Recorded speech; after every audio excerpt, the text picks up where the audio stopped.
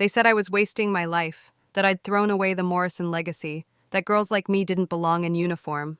Last night they laughed at me, over crystal wine glasses. This morning I walked into their boardroom, in full dress uniform, holding the fate of their company in my hands. For 10 years, I was the family disappointment.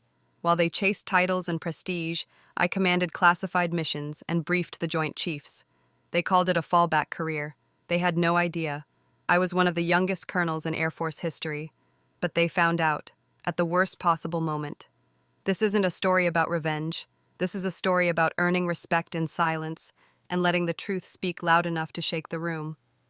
My name is Sarah Morrison, and this is how I stopped trying to belong and became the one they could never ignore. They always said my choices were a phase, that I'd come back to my senses, that one day I'd finally settle down, wear pencil skirts, and push papers like a real professional. Instead, I wore combat boots, and I never came back. The Morrison family dinner was as polished and predictable as ever. Crystal glasses clinked, laughter echoed off the marble walls.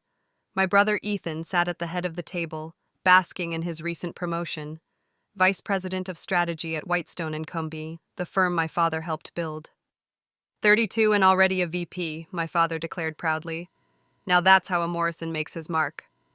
Everyone laughed. Everyone, except me. I sat quietly, fork circling asparagus, pretending not to notice the glances, pretending the ache in my chest wasn't real. 10 years in uniform, 3 promotions, 2 overseas tours, and a medal for cyber intelligence excellence. Yet to them, I was still the lost daughter. "How's Army life, Ava?" Aunt Charlotte asked, her voice sugar-coated and sharp. "Still doing that computer admin stuff?" I smiled politely. "Yes, something like that." My mother jumped in, laughing. "Ava's always been our little rebel, but Ethan just signed a global expansion." More clapping, more pride, more wine. I wanted to scream. I wanted to throw my ID card on the table and shout, "You think I'm wasting my life? I safeguard yours every damn day." But instead, I swallowed it. Then Ethan leaned in and smirked. "If you're thinking of leaving the military, I might get you a junior analyst spot. Not too late to start a real career." Laughter again, this time sharp and cutting. I looked at him, Mr. Armani, who couldn't define a firewall, and smiled. "Thanks, but I already have a job, a real one." No one heard. Or maybe they just didn't want to. But tomorrow, oh, tomorrow, they'd all hear me, loud and clear. The laughter from dinner still echoed in my ears as I stepped into my penthouse. Not the modest military housing my family probably imagined. This place, floor-to-ceiling windows, skyline views, and silence money can't fake, was mine. Earned, not gifted. Paid for with long nights, harder decisions, and loyalty to a cause bigger than myself. I peeled off my blazer, revealing the faint outline of a holster I no longer wore off-duty. Tonight, I didn't need weapons. Tomorrow, I'd be armed with something far more powerful. Knowledge, authority, timing. I passed shelves filled with medals they never asked about, awards that didn't come with a corporate logo, or a LinkedIn headline. They called me a fallback. They didn't know. I was Colonel Ava Morrison, commanding officer of the U.S. Cyber Operations Task Force. 4 months ago, I became the youngest colonel in the division's history. I led 300-plus specialists and briefed the Joint Chiefs, regularly. But to them, I was still playing soldier. I poured a bourbon, opened my laptop. The Anderson Global case lit up my screen. 3 months ago, we intercepted foreign breach attempts. Their data, their systems, their future, vulnerable, and they didn't even know it. The irony?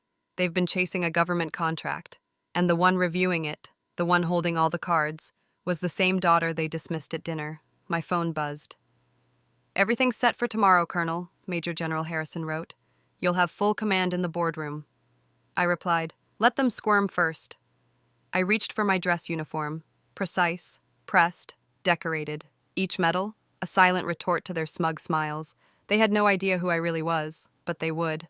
Not through words, not through anger, through action, through truth. The kind that doesn't need to shout, to shake a room. The elevator doors slid open, with a soft chime. Top floor, executive wing. The air felt heavier here, polished, quiet, pretending to matter more than everything below. I stepped out, heels clicking, dress uniform, pristine, medals, catching the morning light like quiet thunder. The security guard glanced up, then straightened fast. "Colonel Morrison?" "Yes," I said, calm, precise. "I'm here for the 0900 briefing." He swallowed. "Conference room A. They're expecting you, ma'am." Outside the glass-paneled room stood Major General Harrison, unshakable, commanding, familiar. "You ready?" he asked. I nodded. "More than they are." Inside, leather chairs, polished table, corporate power posturing. Anderson Global's board. My father, my brother, still laughing about my fallback career, probably. "Let's get started," my father said. "We're here to finalize negotiations on the cybersecurity." "Actually," Harrison cut in, "this briefing will be led by Cyber Operations Command." He turned to me. "Colonel Morrison." I stepped into view. Silence. Ethan froze, coffee halfway to his lips. My father's jaw twitched. One board member blinked at my nameplate. Another looked like he'd seen a ghost. "Good morning," I said, voice steady, clear. "I'm Colonel Ava Morrison, Commanding Officer, U.S. Cyber Operations Task Force. Today, I'll walk you through a complete evaluation of Anderson Global's infrastructure." "Ava, what is this?" my father managed. Click. "This," I replied, "is your vulnerability matrix." The screen exploded to life. Breach maps, data threats, simulations. 3 intrusion attempts last quarter alone. Protocols, flawed. Systems, outdated. Internal access, wide open. Murmurs. Panic. My father tried to interject. Harrison cut him off. "She's not just presenting, she's the final authority." I met my father's eyes. And right now, I let the silence breathe. "You're not getting the contract." The silence that followed wasn't awkward, it was seismic. My father stood up. "Ava, wait," he said, voice low, uncertain, for the first time in my memory.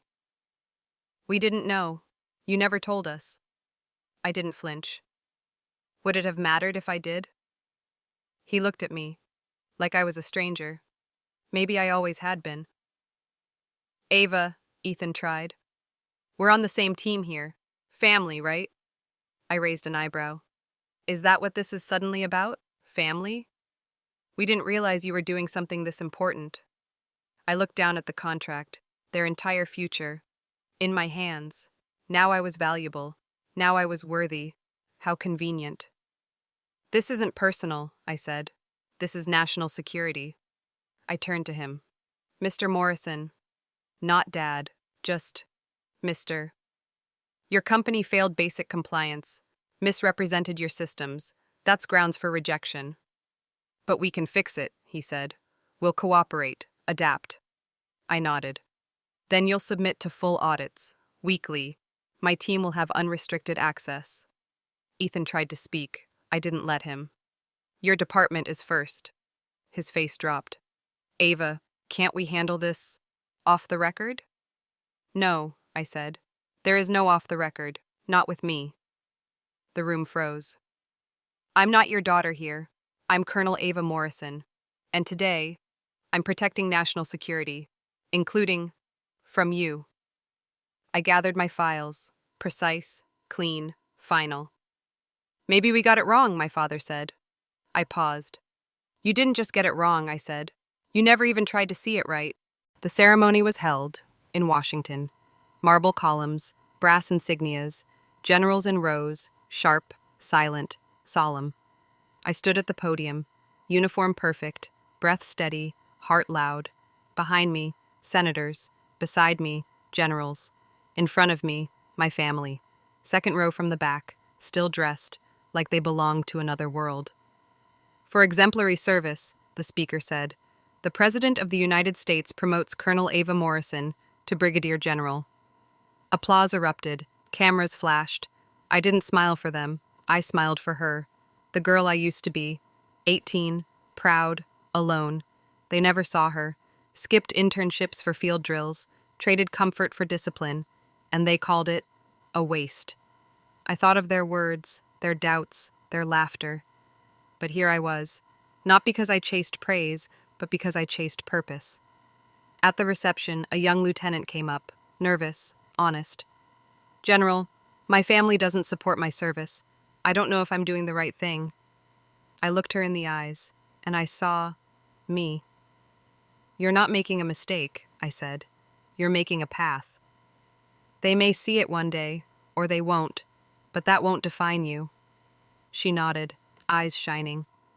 I looked across the room, my father, my mother, my brother, still unsure of where they stood. But me? I was done needing to explain. They never saw it, but I did, and that was finally enough. The applause faded, the room quieted, but inside me, something had just begun. I stood before them, a silver star on my shoulder. Brigadier General, not their daughter, not their disappointment, but a woman who earned her place. My mother, crying. My father, silent. Ethan, hollow. I took the mic, looked at the crowd, officers, senators, reporters, and one girl in the corner, eyes wide, fire barely contained. "They said I'd never be anything," I began, "that this uniform was a mistake, that I was throwing my life away." I paused. "But success isn't something your family gives you. It's what you fight for. It's what you become when no one believes in you." I looked straight ahead. I didn't become something. I always was. They just never looked deep enough to see it. Flashbulbs, standing ovation. The girl wiped her eyes. Later, on the balcony, I stood alone. City lights below. My reflection in the glass. Not a spotlight, a truth. Someone whispered, "That's Morrison's daughter." I smiled. Yes. But now, Morrison means something else. It means resilience. It means duty. It means I no longer need their approval. The name they once pitied? Now. They say it with respect. Sometimes, the people closest to us can't see our worth until the world forces them to. Ava's journey reminds us, you don't need to shout to prove yourself. You just need to rise. True power, it doesn't come from titles others hand you, but from the courage to define your own. If you've ever been underestimated, overlooked, told you're wasting your potential, remember this. You are not here to meet their expectations. You are here to live your truth. Stand tall in your choice. Let your success speak, and let your name mean something you define. If this story moved you, inspired you, or reminded you of your quiet strength, don't forget to like, share, and subscribe. More stories are coming, and maybe yours is next, because you're not small, they just couldn't see big enough.